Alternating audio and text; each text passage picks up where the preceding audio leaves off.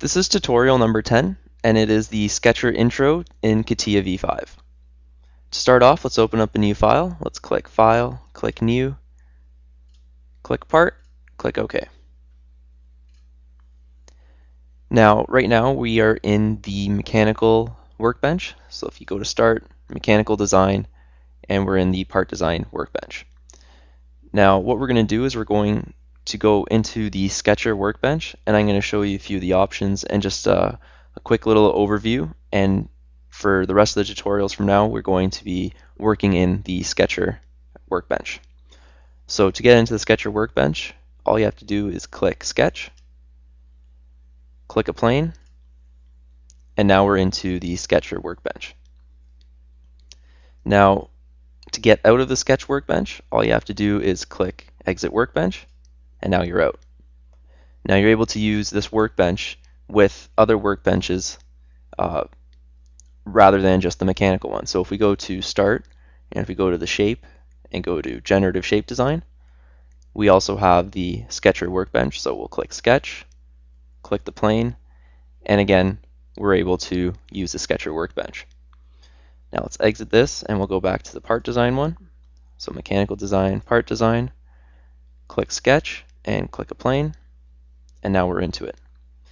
Now a few of the options I want to go over are the grid and the snap to point. Now the grid, you're able to toggle on and off, and the grid is just like grid paper. You're able to change how many squares you have and how precise it is, and you're also able to make it snap to a point. Now what I mean by snap to a point is, let's draw a rectangle. We'll start it at the middle, and you can see that I'm only able to snap it to a point of the grid. Click OK. Now let's uncheck the snap to point, and now when I do a rectangle from the center, I'm able to do any size, doesn't snap to any grid. So this is an option. You're able to choose if you want to have it or not. I'm not going to use it in this tutorial. I find that snapping to a point is kind of useless. Other people do like it because it gives you a nice full number, but I like to pull out my parts and then dimension everything how I want it to be, and it's never going to snap easily to 5mm increments or 1mm increments for myself. I know that I'm going to have to create dimensions that are not snappable by these means. So in the tutorial, I'm not going to keep the snap to option on. You're able and more than welcome to use the snap to point. I'm not going to use it. I'll keep the grid in the background though. Now, with your Sketch workbench, you have all these tools on the side here. So you're able to use any of these tools here.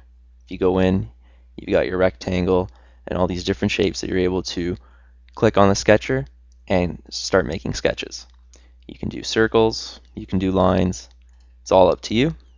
So in these next few tutorials, what we're going to be doing is we're going to slowly go through each of the different types of sketch options that we're able to use and all the sketch tools, so that by the end we'll have a really good understanding of the Sketcher workbench, and we can apply that when we're making our parts and part design. And this concludes our tutorial in the Sketcher workbench within SOLIDWORKS.